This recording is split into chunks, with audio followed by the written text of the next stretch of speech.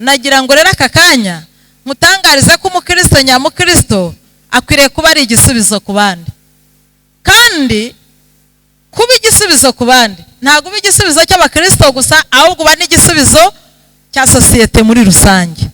Ariko wongera ngo utinde n'umwe muri abo, n'umwe mu bakristo wazanye ibyonona abandi, azana ibyo guhumanya, barangije aravuga ngo nta kibazo. Wari uzi ko ibikoresho dusanganywe, ibintu dusanzwe dufite byavamo ibisubizo by'abandi, Uwiteka abaye agiye gukoresha wowe nanjye ukabyemera? Nagira ngo mbwire abantu bamwe bahora n'ubwoba bw'ibibazo runaka, ahora avuga ngo yabimeze gutya, bahora bahinda umushyitsi.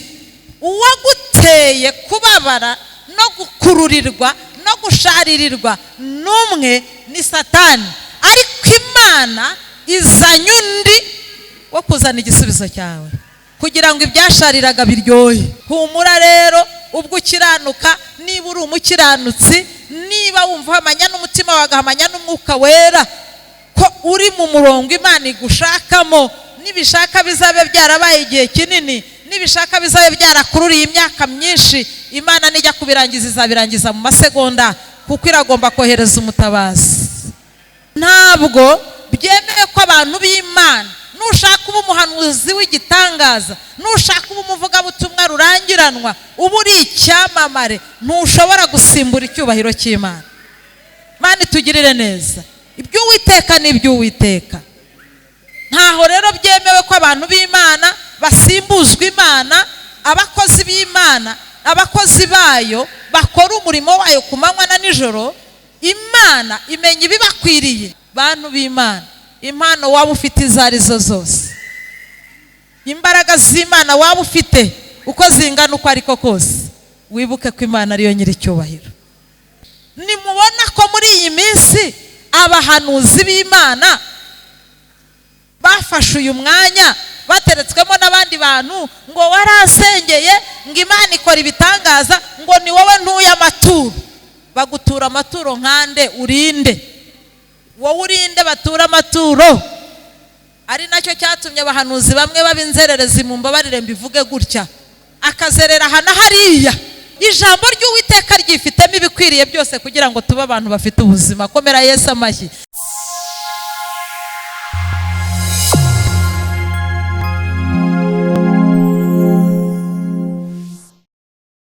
Dusome ijambo ry'Imana twihuse mu gitabo cya kabiri cy'Abami, igice cya 4, umurongo wa 38 tugeze ku murongo wa 44.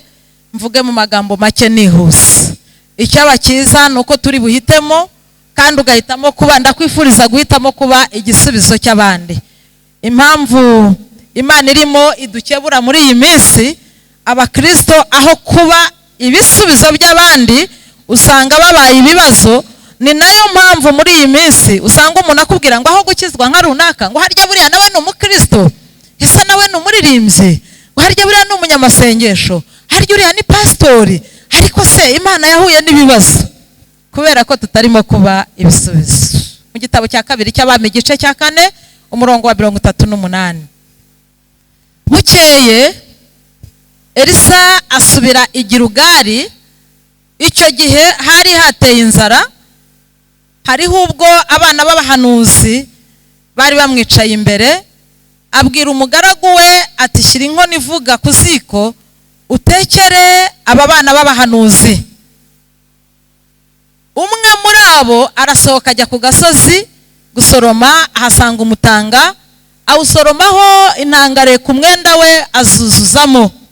Araza azitekera muri ya nkono batetsemo imboga, kuko batari babizi. Bahishije barurira abagabo ngo barye. Bakirya izo mboga baraboroga bati, yewe muntu w'Imana, mu nkono harimo uburozi. Ntibarushya bayiryaho. Aravuga ati, nimunzanire ifu.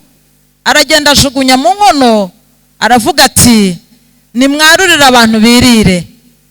Nuko basanga nta kibi kiri mu nkono. Bukeye haza umugabo uturutse i Barisharisha, azanira uwo muntu w'Imana imitsima y'imiganura ya sayiri. yose yari 20, n'isaho ye yuzuye amahundo y'ingano mabisi. Nuko Elisa aravuga ati nimubihe abantu babirye. Umugaragu we aramusubiza ati dorere utungutu ntugaburira abagabo 100. Nawe aramusubiza ati fa kubaha babirye kuko Uwiteka avuze ngo barabirya babisigaze. Nuko abibashyira imbere bararya barabisigaza nk'uko Uwiteka yavuze. Mwakire neza ijambo ry'Imana. Aleluya. Reka umere nk'ufunze Bibiliya yawe tuganire kuri iri jambo ry'Imana. Wibuke ko insanganyamatsiko y'ubu butumwa ivuga ngo nk'umukristo uri ikibazo ku bandi, uri igisubizo ku bandi, cyangwa uri ikibazo. Ese uri igisubizo cyangwa uri ikibazo ku bandi? Ijambo ryatubwiye ngo inzara yari yarateye. Kubera iki hari hariho inzara? Ijambo ryavuze ngo bukeye bwaho. Kuki ari bukeye bwaho? Elisa yasubiye i Gilugari. Mwibuke ko nta gihe cyari gishize avuyeyo akoze igitangaza cyo kuzura umwana wa mugore. Amen. Imirongo ibanza niko itubwira. Yongera gusubirayo. Agezeyo n'ubundi asanga hari ikibazo. Ngo inzara yari yarateye. Iyi nzara yari iki? Usomye mu Balewi igice cya 26 umurongo wa 19, ugasimbuka ugasoma umurongo wa 26, ubona ko inzara yari yarateye yari umuvumo. Yari umuvumo wo mu isezerano. Cyari ikimenyetso cy'uko Imana yarakajwe n'abantu bayo badakurikiza ibyo yabategetse biri mu isezerano Imana yari yaragiranye n'abantu bayo. Aleluya. Imana iboherezamo iki? Inzara. Ku murongo wa 39 Elisa ngo abwira umugaragu ati genda ushaka ibyo kurya, tekera aba bana b'abahanuzi ibyo kurya. Shira inkono ivuga ku ziko. Inkono ivuga abanyarwanda bamwe barayizi. Uretse ubu dusigaye duteka mu dusafuriya tungana dutya, kera batekaga mu nkono nini y'ikibindi. Yego bavugaga icyungo, namwe muhise muvuga ko ari ikibindi nkanjye. Icyungo kinini cyajyamo nk'ibiro 5 by'ibishyimbo, bakaba bashyiraho n'imyumbati cyangwa ibindi bintu byose. Iyo nkono iyo yatogotaga byabaga bitandukanye nuko tujya twumva inkono igize gute y'uyu munsi ibira, bitewe n'ingano y'ibirimo nuko nayingana ndetse n'imiterere. Hanyuma igihe Elisa yatumaga umugaragu, ijambo ryatubwiye ngo hari umwe muri abo bana b'abahanuzi, hari umwe mu bakristo, hari umwe mu bantu b'Imana ngo yarasohotse ajya ku gasozi, ava mu bandi ajya ku gasozi, ahasanga imitanga. Ngo asoroma imitanga myinshi. Nanze kuwuzana ariko abantu benshi umutanga murawuzi. N'ubundi umeze nk'uruyuzi, ubaho uduhaza dutoya ariko dusharira birenze, dufite ubushari bwinshi.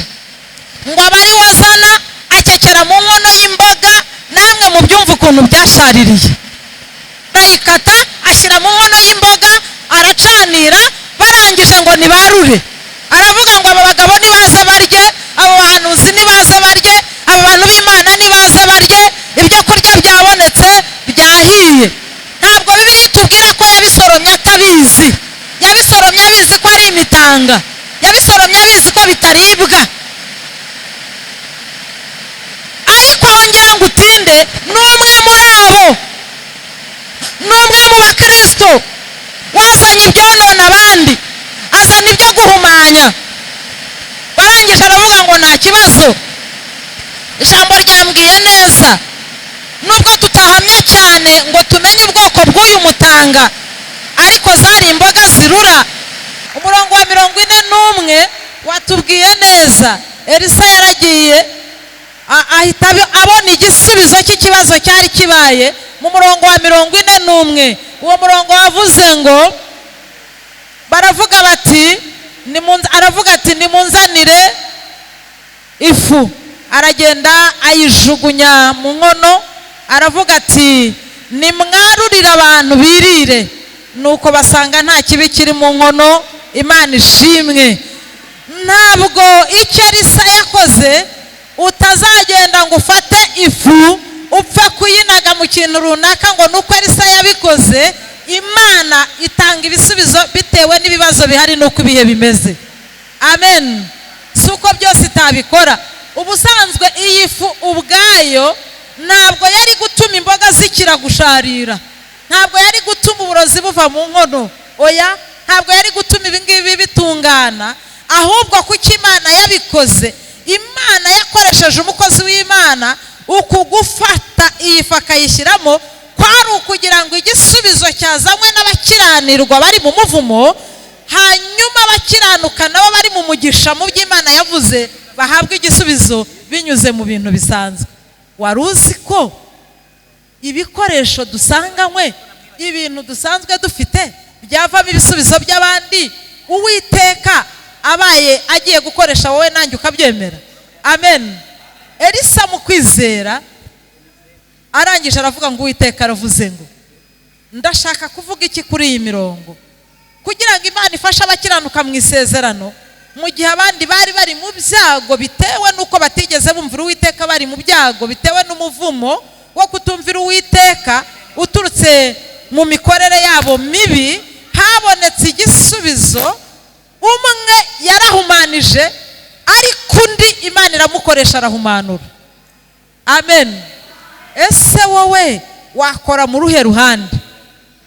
Nagira ngo mbwire abantu bamwe bahora n'ubwoba bw'ibibazo runaka, ahora avuga ngo yabimeze gutya, bahora bahinda umushyitsi. Uwaguteye kubabara no gukururirwa no gusharirirwa n'umwe ni Satani, ariko Imana izanye undi wo kuzana igisubizo cyawe kugira ngo ibyashariraga biryohe. Uwumvaga rwose nta kimusunika nta kimunezeza, avuga ati sinejejwe nabyo kubw'ibihe, amenye ko Imana igiye gukoresha undi wo kuzana igisubizo, kandi uwo nta wundi ni Yesu Kristo. Haleluya.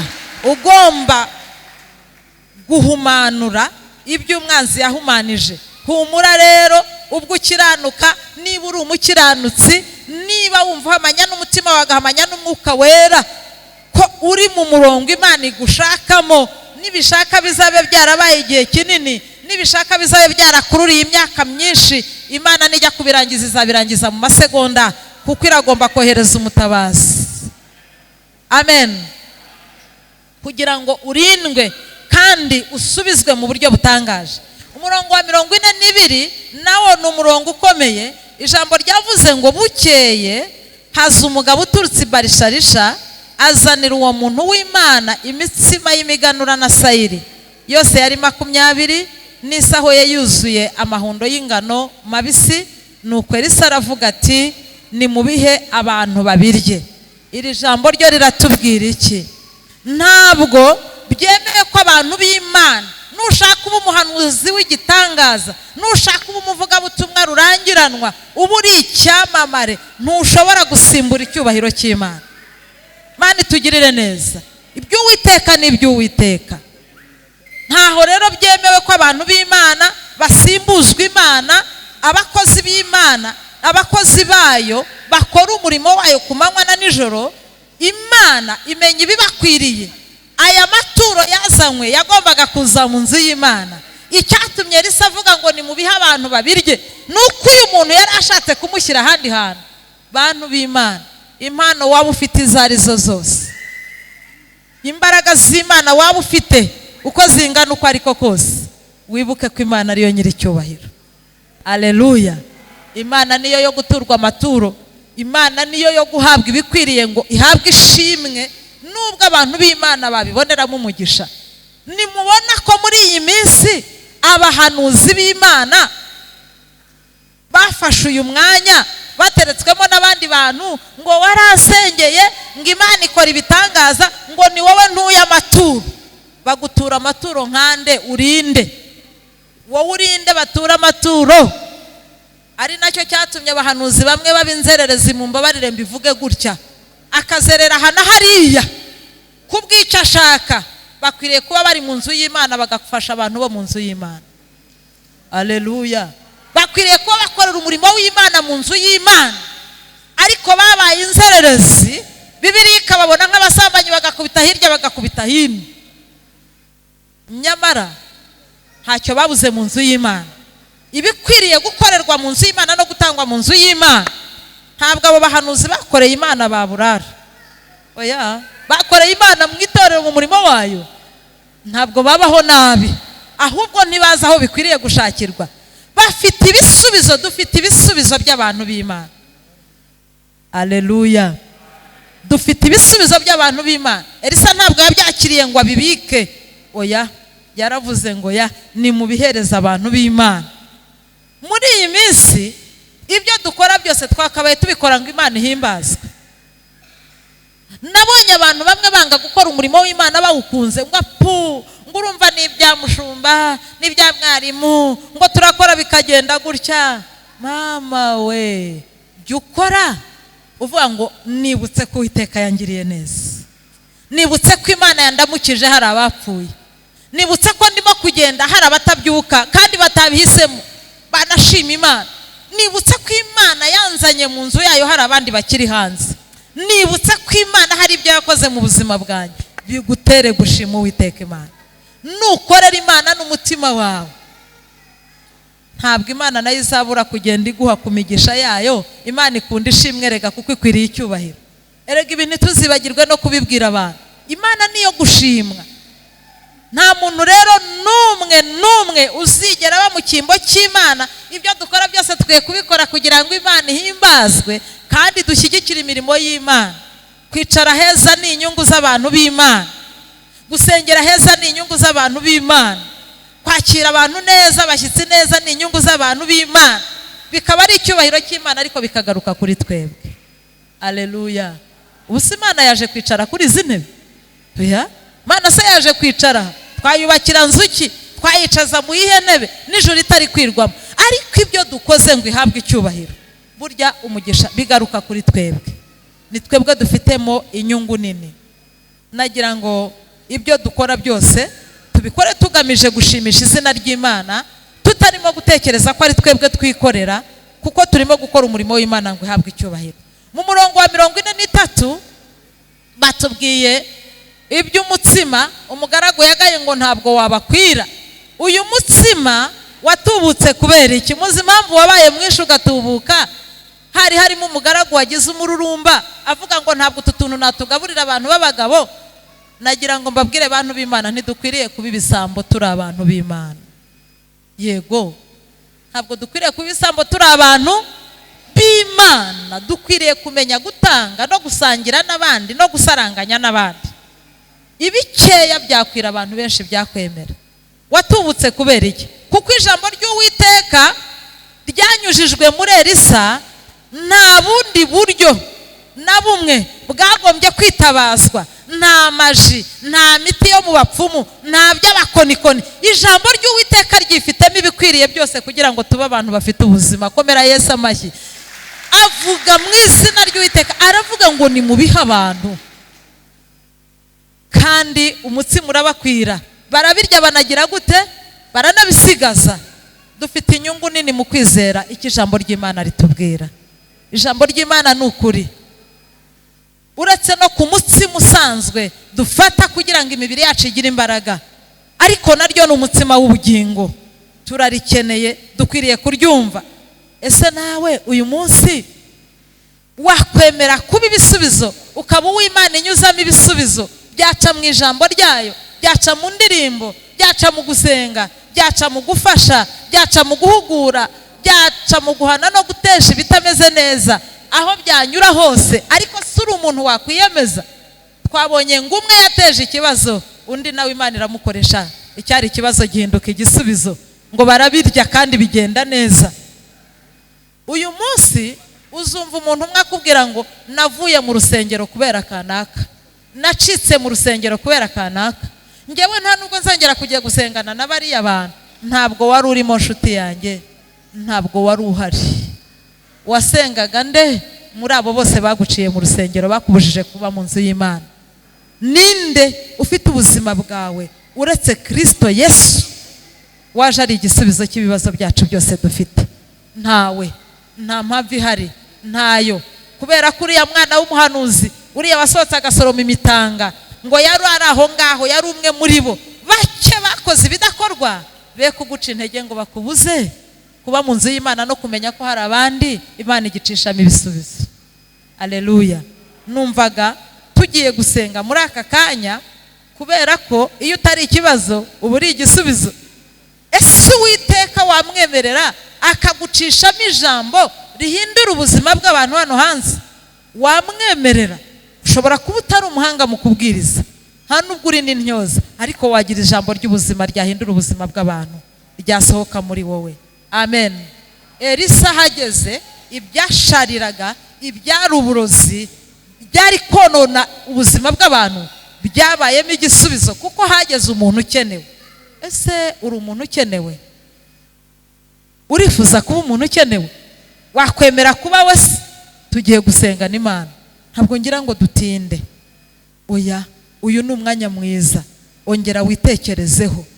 Umwe muri bo, umuntu umwe yakwangiza byinshi, ariko umuntu umwe yanakiza benshi. Aleluya. Waba umwe ugakiza benshi, ariko n'umwe yakwangiza benshi, akonona byinshi. Nagira ngo mbabwire kudacika intege. Imana yacu ni nyembaraga, ni nyamaboko, ni nyembabazi, irakora. Kandi binyuze mu ijambo ryayo abantu baracyakira. Binyuze mu ijambo ryayo abantu baracyahembuka. Binyuze mu ijambo ryayo abatari bafite ibyiringiro byo kubaho nibabeho mu izina rya Yesu. Ntabwo ari ukuvuga ngo ni igipindi. Oya, igihe abantu bazaba batagishaka kumva ijambo ry'Imana no guhindurwa n'ijambo ry'Imana no kwakira ihumure rivuye mu ijambo ry'Imana, ikibazo kizavuka. Mwigeze mubonera Elisa hari ibindi bintu bidasanzwe yakoresheje? Hari ibikabyo byabayemo kuko ijambo ry'Imana ryari ryuzuye muri we, no kwizera, agahanura uko kwizera kwe kungana, atagombye gufata amasaha n'amasaha n'iminsi n'iminsi, kandi Imana igakora. N'uyu munsi Imana iracyakora kuko yo ntabwo yahindutse. Kandi ndahamya ko hari ba Elisa bake bagihari bagihanura bikemera. Aleluya. Bagitanga ijambo ry'ubuzima mu bantu b'Imana, bakiri ibisubizo. Niba ushaka kuba igisubizo, tugiye gusenga n'Imana. Ndibwira ko muri twe nta wakwifuza kuba ikibazo. Arahari? Ntawe. Niyo yaba hari ntiyabitubwira. Nihagira usohoka muri twe akagira ibyo ahumanya, dufite umukoro munini wo kongera guhumanura ibyari byahumanye. Ijambo ry'ubuzima riracyahari, rihindura ubuzima. Mwiba mu mwuka w'ubwoba.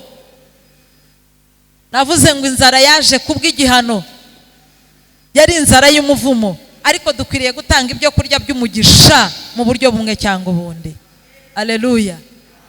Nubwo ari umwe wabikoze, nakubwiye ngo Imana yohereje undi umwe nawe wo kugira gute, wo kubisubiza mu buryo. Hari icyo wakora. Hanze abantu barabihiwe, hanze ubuzima burashaririye, hanze ntabwo bimeze neza, ariko wasohotse aho utagiye gusoroma imitanga, ahubwo ugasohoka ugiye gushyira abantu igisubizo cy'ikibazo gihari. Abantu bahabwa ibisubizo, abantu bahabwa ihumure, abantu bongere banezererwe, abantu bongere bakunda abantu b'Imana, abantu bongere bishimire ibihe byiza mu nzu y'Imana, abantu bongere bishimire gukora ibyatuma Imana ihabwa icyubahiro. Ndavuga ibyatuma Imana ihabwa icyubahiro kuko Imana yaturemeye kuyihimbaza, turemera gukora imirimo myiza. Baragejuru dusenga n'Imana. Ndagira ngo dusenge Imana, twe gutinda. Abantu benshi barakubwira ngo nta murokore ukibaho. Bariho. Nuba warahuye n'abana basoromye imitanga, ntuzagire ngo ntihariho abantu b'Imana ba Elisa bakiri hariya bagiye kuzana ijambo ry'ubuzima. Biranashoboka ko ari bo wahuye nabo, ariko nagira ngo nkubwire ko bishoboka ko wanahura n'abantu b'Imana. Tugiye gusengana Imana tudatinze, kandi birashoboka ko rimwe na rimwe nawe wasohoka ugasoroma imitanga, ariko Imana ishimwe ko yadukoresha tukaba ibisubizo, tugafasha abandi kugera ku bisubizo, tugafasha abandi kunezerwa, tugafasha abandi kubaho, kuko ni umurimo wacu nk'abakristo. Abwikuzo Mana ya Aburahamu, kubw'imirimo myiza wakoze, wanyeretse kera yuko unkunda, n'uyu munsi urabinyeretse. Imigambi yawe si nk'iy'abantu, imbaraga zawe si nk'izabo, ibidashobokera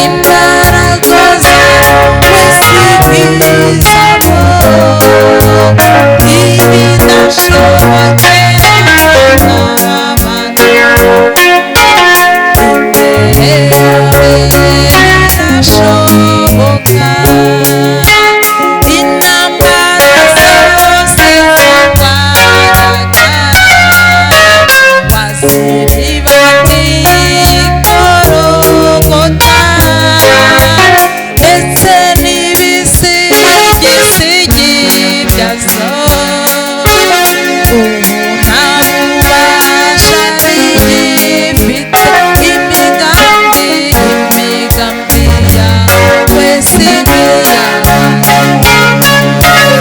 imbaraga zawe si nk'iz'abo, ibidashobokera abana b'abantu imbere yawe birashoboka. Hari ibyo wabonye byanze, bibwire Yesu. Witabaje abantu biranga, bibwire Yesu. Waragerageje urarwana biranga, bihereze Yesu. Ibitarashobokeye ababyeyi bawe, ibitarakundiye inshuti zawe, ibyo umugabo wawe cyangwa umugore wawe batashoboye, ibyo abana bawe batashoboye gusubiza, Imana birashoboka. Komera Yesu amashyi, tugiye gusenga Imana. Ibyo bitigeze bishoboka, ibyashaririye ubuzima bwawe, ku Mana byahindukamo uburyohe, ku Mana birashoboka. Reka dusenge. Nawe bwira Yesu ibitarakundiye abantu, ibitarashobokeye abantu, abakomeye n'aboroheje, Imana birashoboka. Mwami Imana yacu, Mana Data wa twese wo mu ijuru, se w'umwami wacu Yesu Kristo, turagushimye. Ntambara zabaye nyinshi, ubuzima bwa benshi bwarashaririye, abantu ntibafite ibinezeza no kuryoha muri bo. Ariko aka kanya ijambo ryawe ritweretse ko wateje ibibazo ari umwe, ariko n'uwazanye ibisubizo yabaye umwe. Nyemerera unyure muri buri wese ukwemereye, kugira ngo abafite ibibazo bashobore kubona ibisubizo, bahagaritse imitima babone ihumure, abihebye bumve gukomezwa. Mwami Imana yacu, haracyari ibyiringiro abantu bariho, haracyariho guhumurizwa abantu bariho, haracyariho gukomezwa, haracyariho gutabarwa. Ibyo abantu batashoboye ku buzima bw'abandi, ibyo abantu batigeze basubiza, ubifitiye igisubizo, kuko nta kinanirana, nta kikunanira mu gihe cyashyizweho. Tuvuze imbabazi zawe ku bantu bawe, kugira ngo ineza yawe yongere igere kuri bo. Ongera ubahe kumva baryohewe rwose, ongera ubahe kumva bariho kandi bakomeye. Bahereza umutima utera imbaraga, umutima utera imbaraga mu izina rya Yesu. Mitima yihebye, ongera uyihumure mu izina rya Yesu Kristo. Ababona ko ibihe byabashiriyeho, byabarangiriyeho, ababona nta kundi kubaho, nta bindi byiringiro, nta yandi mizero, ongera uvugane n'imitima yabo, wohereza ijambo ribwira imitima yabo ngo nibahumure, nibatinyuke, nibakomere, kuko ibidashobokera abana b'abantu kuri we birashoboka. Abantu barirwaniriye biranga, ariko we rwana urugamba rwiza, urwana intambara nziza, kugira ngo abantu bakire ibisubizo by'ibibazo bafite uyu munsi, kuko ubwawe uzi ibyagirira buri wese umumaro. Turagushimye Mwami Imana yacu, ko wumvishe gusenga no kwinginga kwacu, kandi tugushimiye ibyo ushubije, tugushimiye ibyo ukoze, tugushimiye ibyo uzakora mu minsi iza, mu izina rya Yesu Kristo Umwami wacu, amen. Imana ibahe umugisha, mwakoze cyane.